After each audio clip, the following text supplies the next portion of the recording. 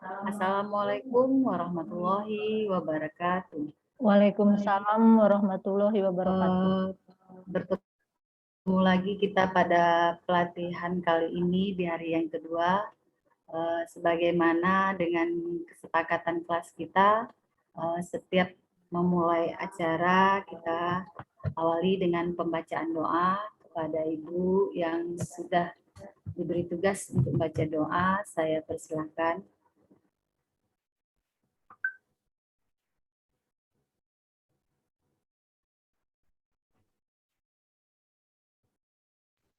Baiklah, Bapak Ibu, sebelum kita mulai kegiatan kita pada hari ini, marilah kita berdoa menurut agama dan kepercayaan kita masing-masing.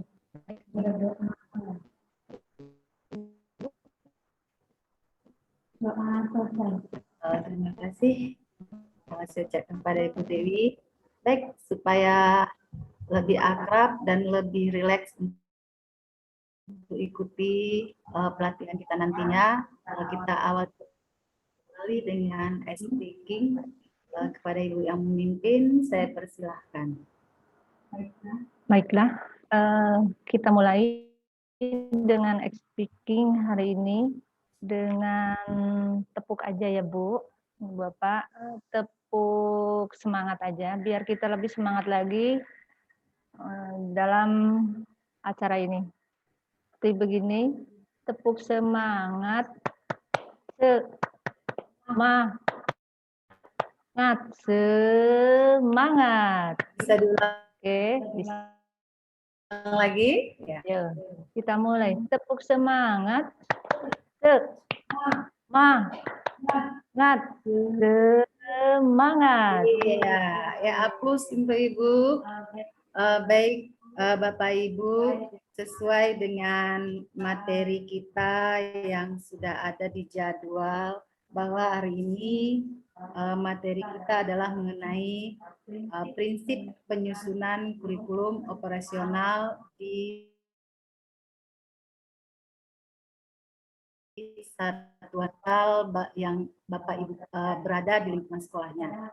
Pada hakikatnya, sesuai dengan instruksi kita di awal, bahwasanya kita adalah sekolah-sekolah yang terpilih untuk melaksanakan sebagai sekolah penggerak jika ada perombakan dan penggunaan kurikulum operasional di satuan pendidikan yang dahulunya kita kenal dengan KTSP, sekarang PKOS, ya, penyusunan kurikulum operasional di satuan pendidikan. Baik, sebelumnya Bapak Ibu bisa melihat slide yang saya tampilkan. Udah tampil? Sudah Bu. Sudah tampil? Sudah Bu. Ya. Di situ bisa kita lihat dan kita baca prinsip pengembangan operasional di satuan pendidikan. Pada hakikatnya, salah satu ada beberapa prinsip yang akan menjadi panduan kita dalam penyusunan pengembangan kurikulum operasional di satuan pendidikan.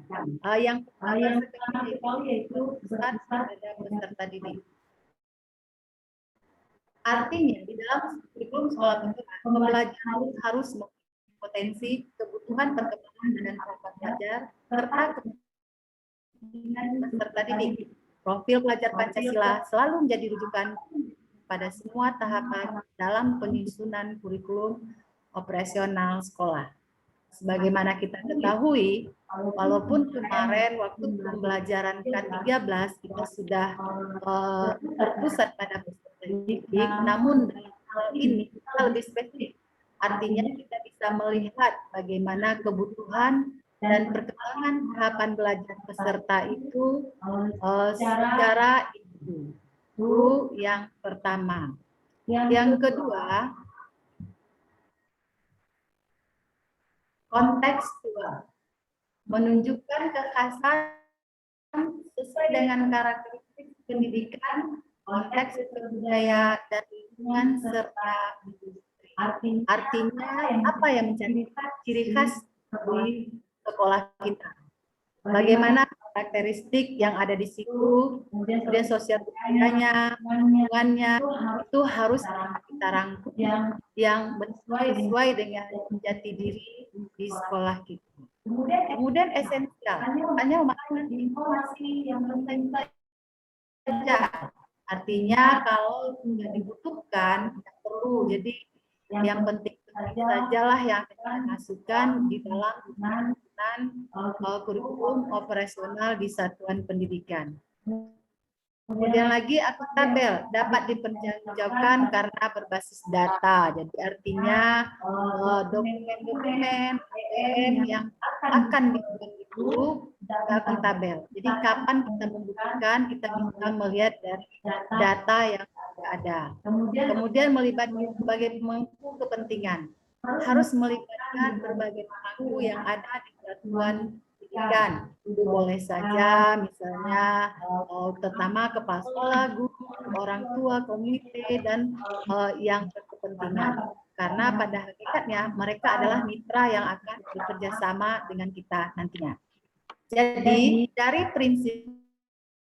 prinsip yang dijalankan tadi, mulai dari berpusat pada peserta didik, tekstual, esensial, tabel, dan melibatkan berbagai pemangku kepentingan. Nah, mari kita bersama-sama mencoba memasukkan prinsip-prinsip ini ke dalam pengembangan kurikulum operasional di satuan pendidikan.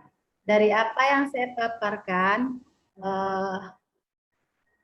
adakah yang mau bertanya atau saya beri kesempatan lah bertanya dulu bagaimana bentuk prinsip yang sudah dipaparkan tadi.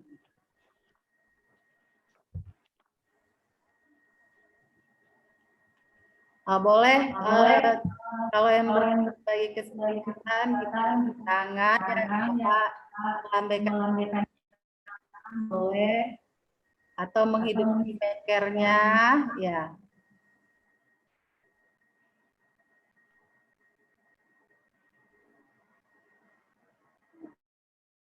Ibu bertanya Ya.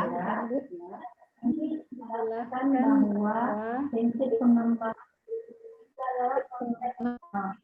kontekstual belasan lagi itu seperti apa penerapannya di dalam pembuatan Ya, itu tentang yang kedua berarti ya. Yang pertama berpusat pada peserta didik, kemudian kontekstual, menunjukkan kekhasan dan sesuai dengan karakteristik pendidikan, konteks sosial budaya dan lingkungan serta industrinya. Nah, biasanya ya sosial budaya kita melihat latar belakang kehidupan orang tua ya, kerjaannya apa gitu kan.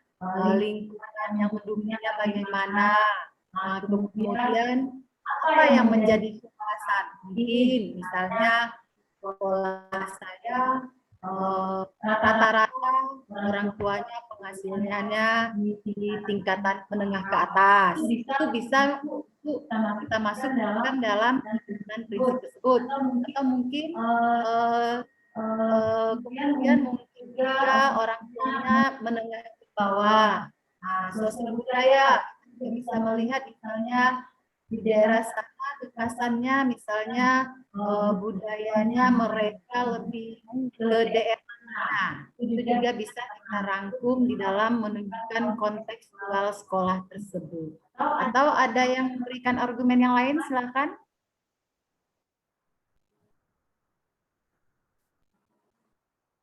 Atau gimana? Sudah cukup. sudah cukup. Saya kembali bertanya.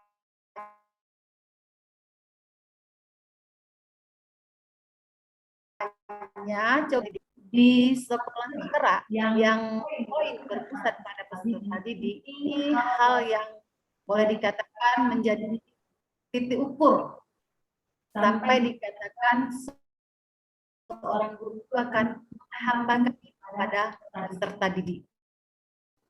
Bagaimana kaitannya dengan yang telah dilakukan di sekolah ibu masing-masing? Saya mencoba Ya, Baiklah, tadi salah satunya berpusat pada peserta didik, di mana dikatakan bahwa untuk di sekolah penggerak ini, bahwa dikatakan adanya menghamba kepada peserta didik, di mana kebutuhan peserta didik itu harus disesuaikan dengan tahap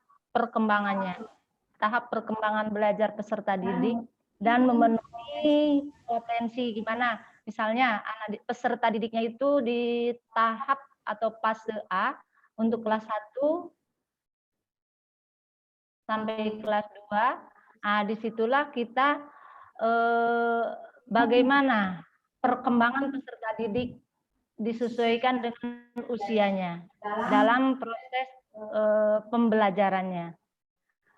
Dan yang paling penting di sekolah penggerak ini, peserta didik ini harus memang disesuaikan dengan profil pelajar Pancasila.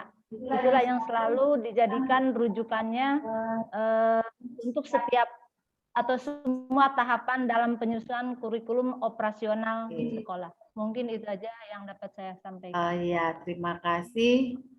Jadi dari yang telah kita paparkan bersama, kita sudah bisa melihat bagaimana langkah-langkah dalam prinsip pengembangan kurikulum operasional di satuan pendidikan, mulai yang dari berpusat pada peserta didik, kontekstual, esensial, akuntabel, dan melibatkan berbagai pemangku kepentingan.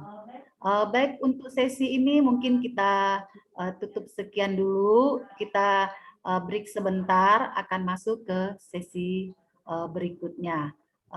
Kita break dulu 15 menit. Lebih dan kurang saya mohon maaf. Assalamualaikum warahmatullahi wabarakatuh.